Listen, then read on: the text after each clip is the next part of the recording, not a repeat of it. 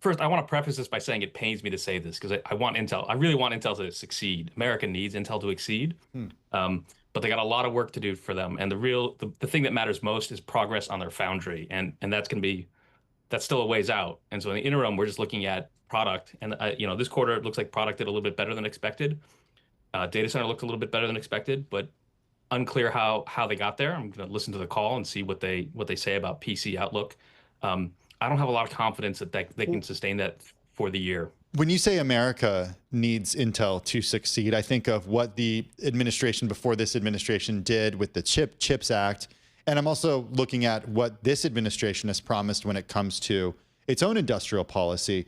Is the US doing enough, or should the US do anything to help Intel succeed at this point? Or is this a lost cause? I think Intel is savable. I think Intel certainly has the technology to do advanced semiconductor manufacturing. You look at their next process called 14A, it looks very promising and very competitive. And it's just a question of the economics more than anything else. Can they get it out the door in time? There are a lot of smart people at Intel. They really know their stuff. And so if they can get the economics to work on that next process, it looks much better for them. And so I don't know. I'm not a policy guy. I don't know what the right approach is. I think there are things the government can do to make it easier. Lots of things have been suggested, but I think ultimately Intel can succeed commercially with their foundry business. They can do it without government support. Government support though wouldn't hurt.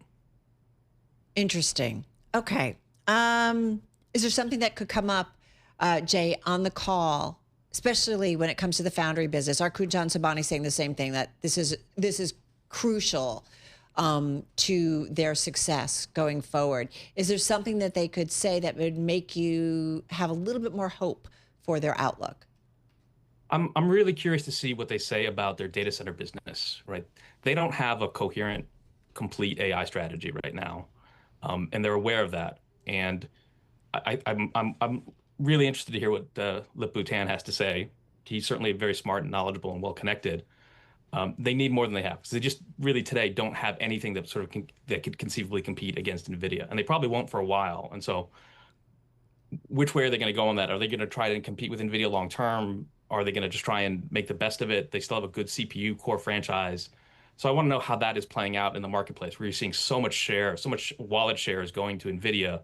What's Intel going to do in that world where now NVIDIA is the dominant player in the data center and Intel is sort of playing second fiddle, which is a role they haven't, that's new to them. They used to be the dominant one. So how do they fit into the order? Sorry, is there room in the market for second fiddle? Is there demand for second fiddle, or does nobody want that because NVIDIA, they want to get the best, or what's viewed as the best from NVIDIA?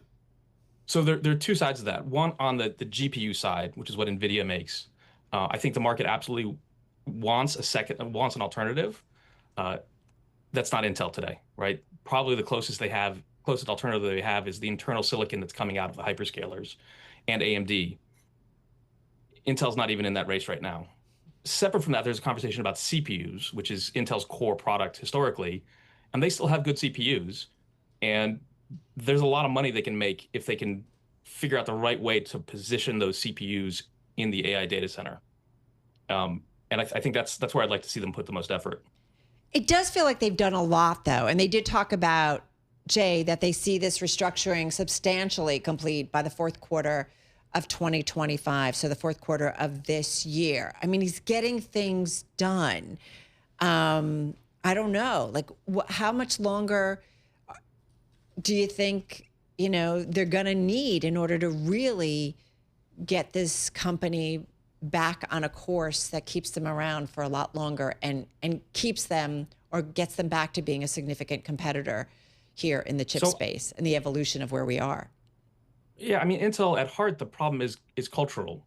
They used to be the dominant player and now they're not anymore. And they need to reorganize not just the number of people, but sort of how everyone thinks about the problems facing them. And that's hard to do. And I think Lip-Bu can bring that about. He's done it in the past. But that kind of change takes a while. And I know that the headline figure is they're going to cut 15% of the workforce. I saw somewhere else that they're actually talking about at the management layer, they're cutting 50%. Wow. And again, this pains me to say because I have a lot of friends who work at Intel, but the company needed that, right? There's that middle management function has just gotten too bloated. And so, yeah, I agree. This is a positive step. It's a step in the right direction. And I apologize to my friends who are losing their jobs because of it, but this company needed to do this.